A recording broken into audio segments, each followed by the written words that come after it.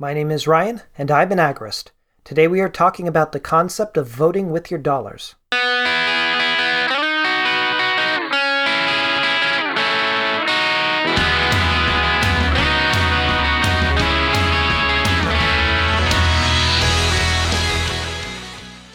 I really don't like the word vote.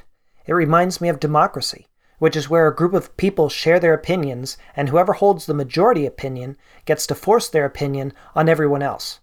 But despite my dislike of the word vote and the democratic concept of voting, I still do find myself talking about, quote, voting with your dollars, end quote. Voting in the political sphere is an inherently violent action because you are either voting for people who you think should rule over your neighbors, or you're voting for laws which you think should be imposed on your neighbors.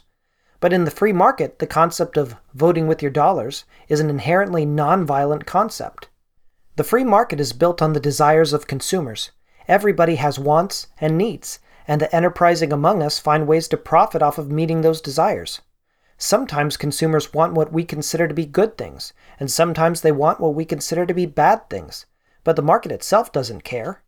This amorality of the market is very troubling to some people. Unfortunately, many people turn to government in order to add what they consider to be a sort of moral firewall to the market. For example, they might not want the market to provide certain drugs, or they might not want the market to provide certain sexual services. So they use the violence of government to try and squash those parts of the market. Now, history has shown this to be a futile effort, since attempts to violently squash certain products and services only increases the value of those products and services. But that's beside the point of this episode. The question we are left with is, what about those people who want to see changes in the market but have a working conscience and aren't willing to use violence to get what they want? What can they do? Well, they can vote with their dollars. They can decide which parts of the market they want to patronize and which parts they don't. If you don't like pornography, then don't purchase pornography or visit pornographic sites who will make ad revenue off of you. If you don't like racists, then avoid businesses and websites who cater to racists. If you don't like drugs, then don't buy them. You might think this sounds simplistic, and it really is. I won't disagree. Ultimately, what another person chooses to buy or sell is on their conscience. You are ultimately only accountable to your conscience. Yours is the only life you can control, and your conscience is the only one you have the power to protect. Some people take this concept of voting with their dollars and use it in a collective sense. The idea is that some group of, we, collectively choose to patronize or not patronize certain businesses. Sure, that can sometimes be effective in bringing about what one might consider to be positive change, but the problem comes when the individual gets lost in the collective. Nothing good comes from collective guilt and collective shame. I know too many people who spent countless years of their lives taking part in collective actions like this and were left feeling broken and discouraged when they didn't reach their goals. If they had focused on their own lives, they wouldn't have fallen into that collective trap and ended up with imaginary collective guilt. You can't control others, regardless of how hard you try, but you are the master of your own life.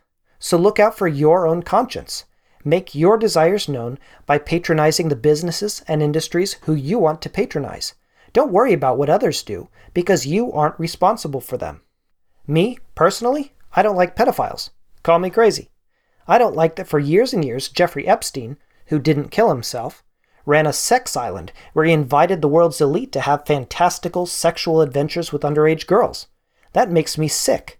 What makes me just as sick is knowing that ABC/Disney had proof about what he was doing, and they intentionally buried the story while simultaneously calling people like Alex Jones crazy conspiracy theorists for bringing it up year after year. I don't want to give ABC Disney any of my money. To do so would violate my conscience. I care about having a clean conscience, so you won't find me buying Disney movies or subscribing to their streaming service. I can't control what others do with their money, but I can control what I do with mine. If I really want to watch a Disney movie, I'll just watch it, and I'll do so in a way that doesn't make them any money from me. My life, my choice. So vote with your dollars, or don't vote with your dollars. Whatever. It's your decision, your life, and your conscience. This is Techno-Agorist, episode 27.